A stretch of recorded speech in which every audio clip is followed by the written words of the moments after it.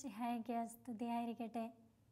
മിശിഹായിൽ ഏറെ സ്നേഹിക്കപ്പെടുന്നവരെ, ജൂൺ മാസം ഈശോയുടെ തിരുഹൃദയത്തോട് ചേർന്നിരുന്ന് നമ്മുടെ ഹൃദയങ്ങളെ തിരുഹൃദയമാക്കാൻ ഗുരു ക്ഷണിക്കുന്ന നല്ല ദിനങ്ങൾ.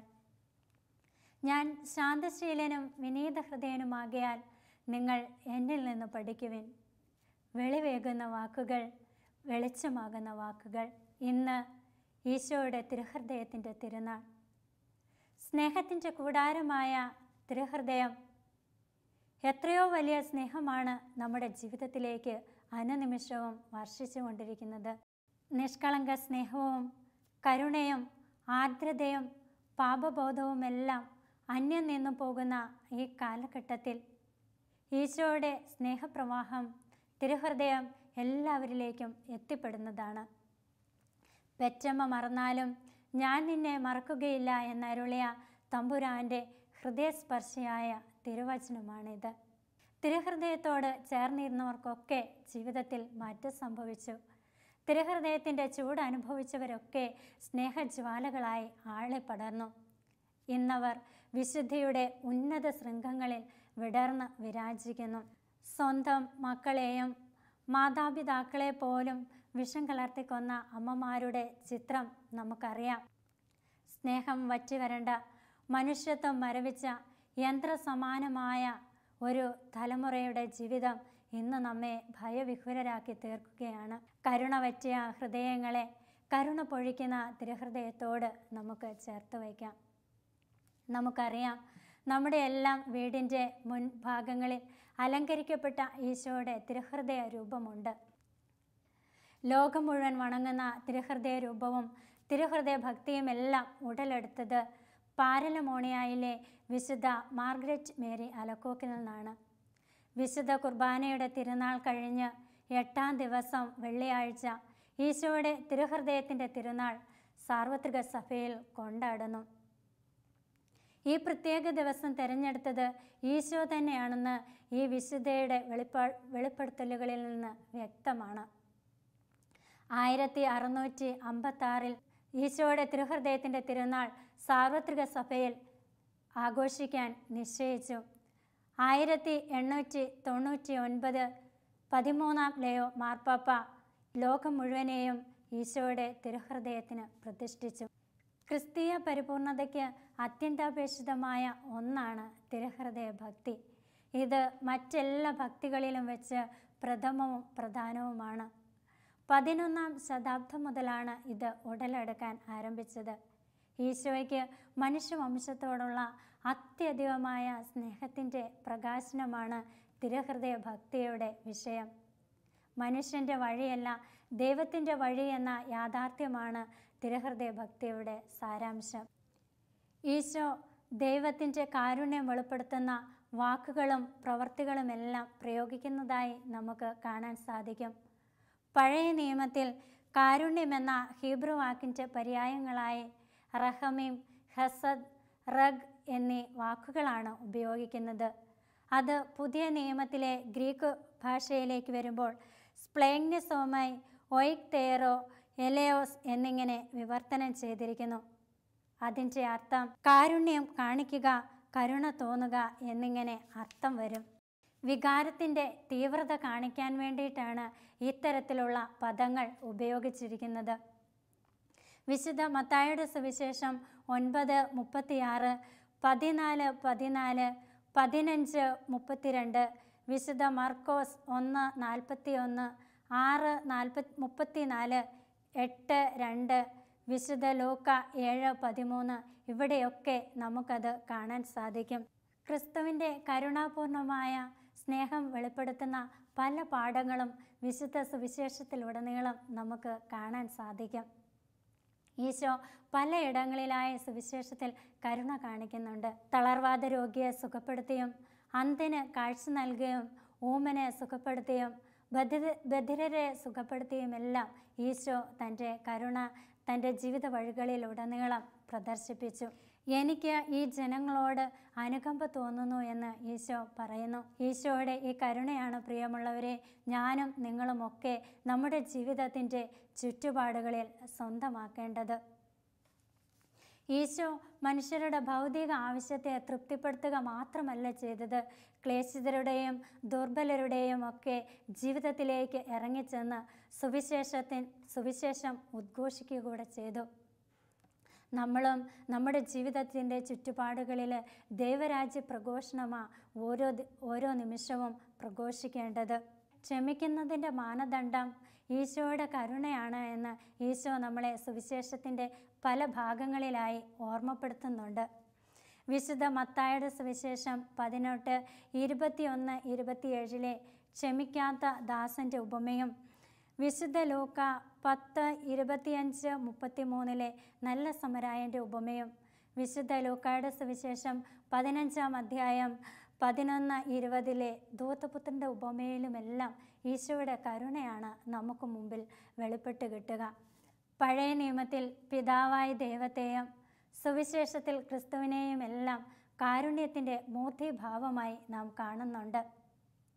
കരുണ എന്നത് വെറും ഭക്തിപരമായ ഒരു വികാരമല്ലെന്നും അത് ഉദാരതയ്ക്കും സ്നേഹത്തിനും വേണ്ടിയുള്ളതാണെന്നും ഈശോ തൻ്റെ ജീവിതം വഴി നമ്മെ ഓർമ്മപ്പെടുത്തുകയാണ്. ഒരിക്കൽ വിശുദ്ധ എലിസബത്ത് സാൻഡോയ്ക്ക് ഈശോയുടെ തിരുഹൃദയം വെളിപ്പെടുത്തി കൊടുത്തു.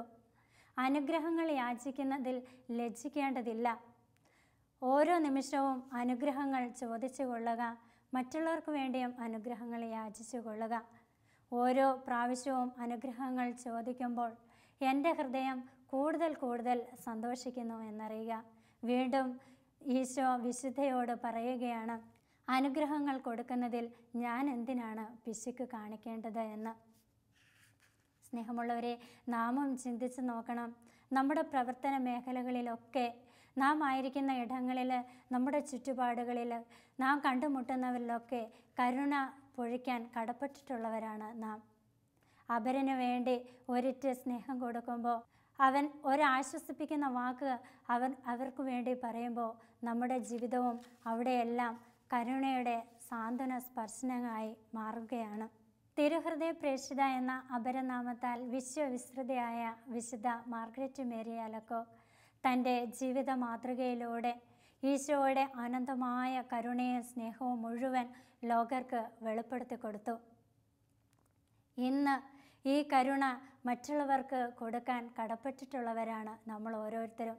അതുകൊണ്ടായിരിക്കാം ഒരുപക്ഷെ ഈശോയുടെ തിരുഹൃദയം പലതവണ മാർഗ്രറ്റ് മേരി അലക്കോക്കിന് ദിവ്യ ദർശനങ്ങൾ നൽകിയിട്ടുള്ളത്.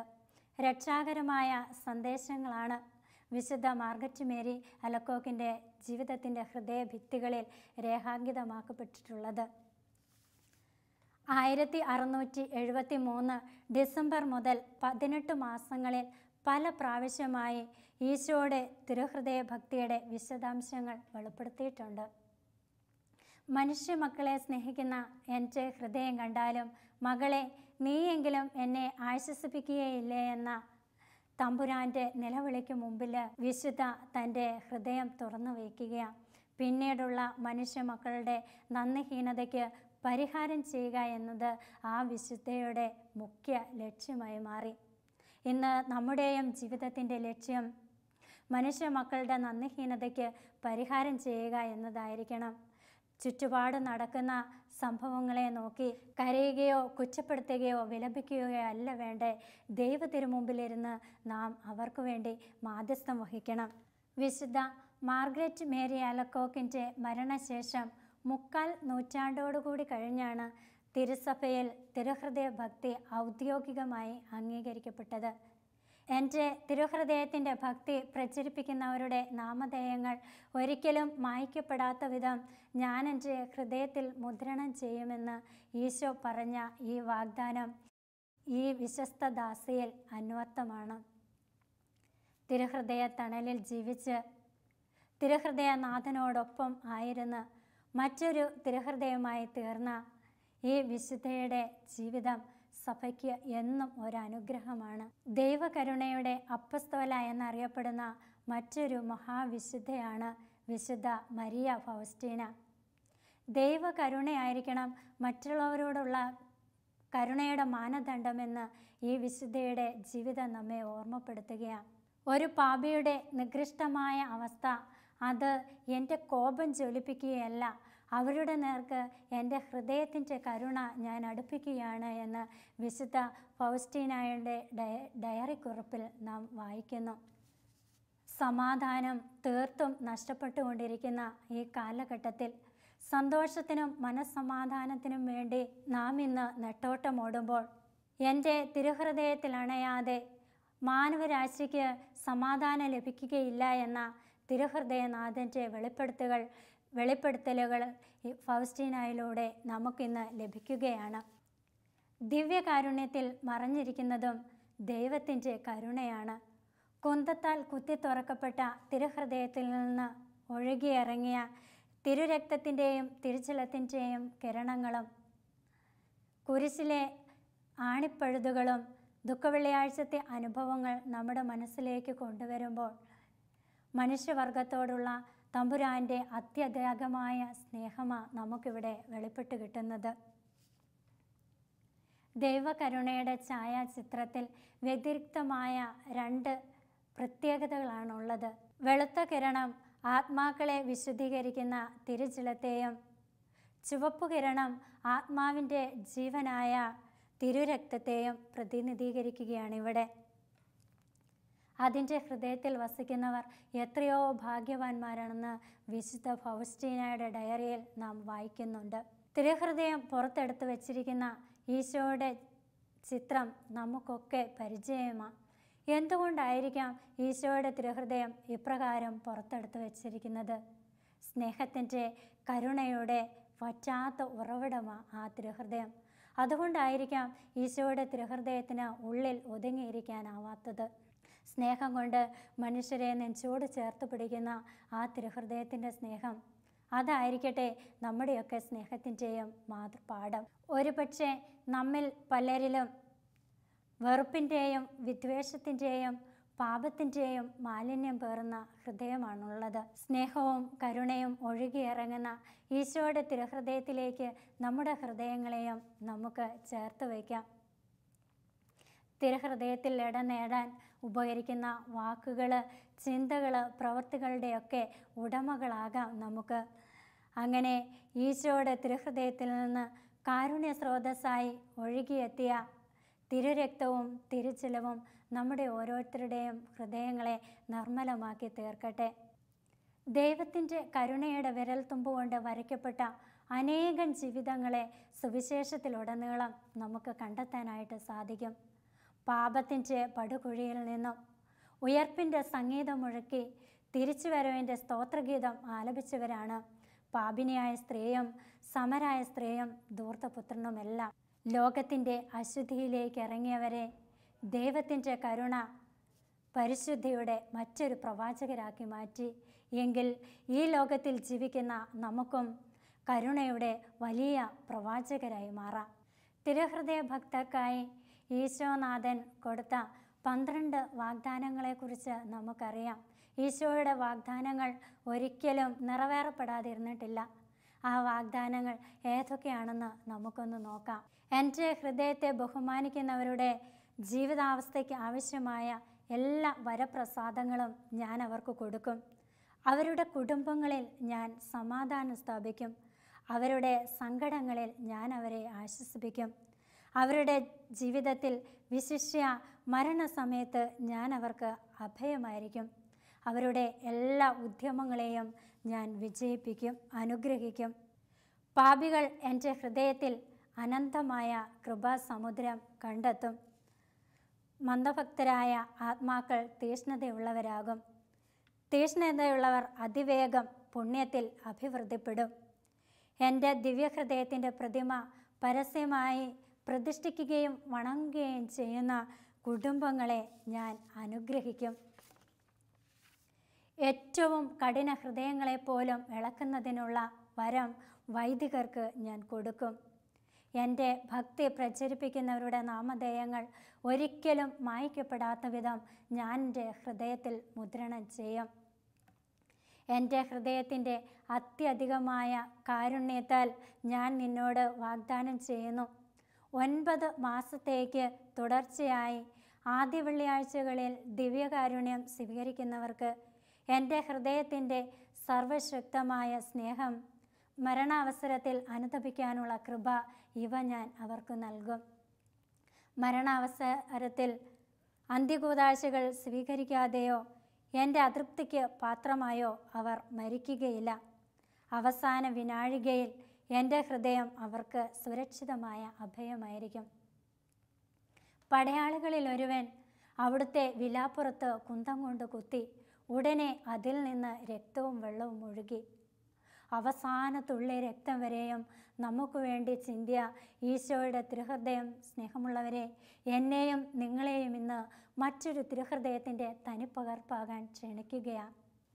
ഒരിത്തിരി അംഗീകാരം, സാന്ത്വനത്തിൻ്റെ ഒരു തൂവൽ സ്പർശം, ആശ്വസിപ്പിക്കുന്ന ഒരു വാക്ക്, സ്നേഹത്തോടെയുള്ള ഒരു പുഞ്ചിരി, കരുണാർദ്രമായ നോട്ടം, അപരൻ്റെ വേദനകളെ എൻ്റെ വേദനകളാക്കി മാറ്റാനുള്ള മനോഭാവം, 1 മൈൽ ദൂരം നടക്കാൻ ആഗ്രഹിക്കുന്നവൻ്റെ കൂടെ 2 മൈൽ ദൂരം നടക്കാനുള്ള എൻ്റെ ഹൃദയത്തിൻ്റെ വിശാലത, ഇവയെല്ലാം നമുക്ക് പരസ്പരം കൈമാറാം. അങ്ങനെ കരുണയുടെ പ്രവാചകരായി ഇവിടെ നമുക്ക് സ്വർഗമാക്കാം. ഈശോയുടെ തിരുഹൃദയം നമ്മെ അനുഗ്രഹിക്കട്ടെ. ഒരു നിമിഷം നമുക്ക് പ്രാർത്ഥിക്കാം. കാരുണ്യവാനായ ഈശോയെ, ലോകമെമ്പാടുമുള്ള എല്ലാ കുടുംബങ്ങളെയും സർവ്വചരാചരങ്ങളെയും പ്രപഞ്ചം മുഴുവനെ തന്നെയും അങ്ങയുടെ തിരുഹൃദയത്തിന് സമർപ്പിക്കുന്നു. ഈശോയെ, അവിടുത്തെ തിരുഹൃദയത്തിൽ വസിച്ച് എന്നും അവിടുത്തെ തിരുഹൃദയത്തിൻ്റെ തണലിലായിരിക്കുവാൻ ഞങ്ങളെ അനുഗ്രഹിക്കണമേ. നന്മസാഗരമായ ഈശോയുടെ തിരുഹൃദയമേ, സകലരും അങ്ങയെ അധികമധികം അറിയുവാനും സ്നേഹിക്കുവാനും ഇടവരുത്തണമേ. ഹൃദയശാന്തതയും എളിമയുമുള്ള ഈശോയെ, എൻ്റെ ഹൃദയം അങ്ങേ ദിവ്യഹൃദയത്തിന് ഒത്തതാക്കിയല്ലണമേ. ഈശോയുടെ മാധുര്യമേറുന്ന ഹൃദയമേ, അങ്ങൻ്റെ സ്നേഹമായിരിക്കണമേ.